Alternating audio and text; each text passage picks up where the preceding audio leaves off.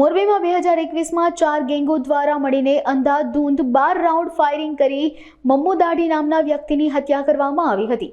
જે ગુનામાં તે સમયે કુલ 18 આરોપી વિરુદ્ધ ગુનો નોંધાયો હતો અને જે બાદમાં ગુજસીટોક હેઠળ પણ કાર્યવાહી કરાઈ હતી। આ ગુનામાં 3 આરોપીઓ આરિફ મીર, મકસૂદ સમા અને કાદર કુરેશી સવા 3 વર્ષથી ફરાર હતા, જેમણે રાજકોટ કોર્ટમાં સરેન્ડર કર્યું છે। જે બાદ પોલીસે રિમાન્ડ માટેની માંગણી કરી હતી, જેમાં કોર્ટ દ્વારા ત્રણેય આરોપીના 15 દિવસના રિમાન્ડ મંજૂર કરવામાં આવ્યા છે।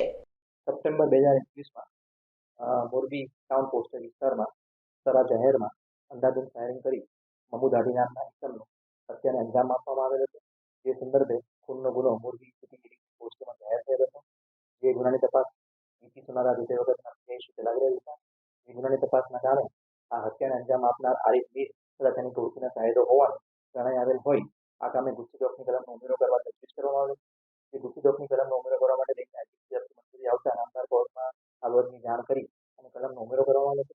ત્યારબાદથી આ ગુનાની તપાસ તે વખતના ડીવાયએસપી શ્રી ભારાઈ તથા અતુલ બંસલના સંભાળેલ હતા। ત્યારબાદ અમારી મુખ્ય આ ગુનાની તપાસમાં હું સંભાળેલ હતી। જે ગુનામાં અગાઉ 15 આરોપીઓને અટક કરવામાં આવેલ હતા અને 3 આરોપી એબ્સકોન્ડિંગ હતા। તે 3 આરોપીઓ 2 દિવસ પહેલા નામદાર કોર્ટમાં સરેન્ડર હતા।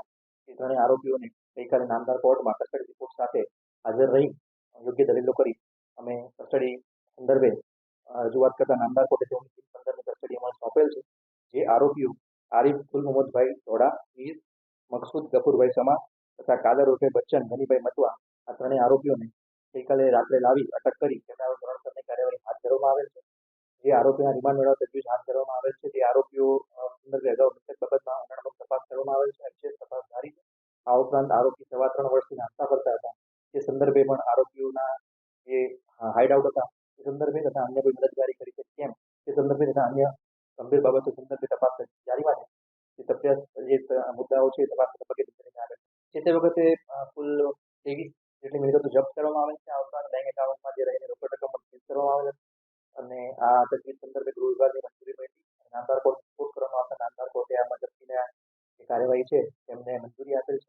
આ ઉપરાંત હાલ જે આરોપી મેળવી આગળની જારીમાં છે દરમિયાન જે સંદર્ભે તપાસમાં માહિતી બહાર આવશે તેની અંગે પણ કાર્યવાહી કરવામાં આવશે। તમામ આરોપીઓ અલગ અલગ ગુના નોંધાયેલા છે। તેમાં આરિફ મીર જે ગેંગ લીડર છે, મુખ્ય આરોપી છે,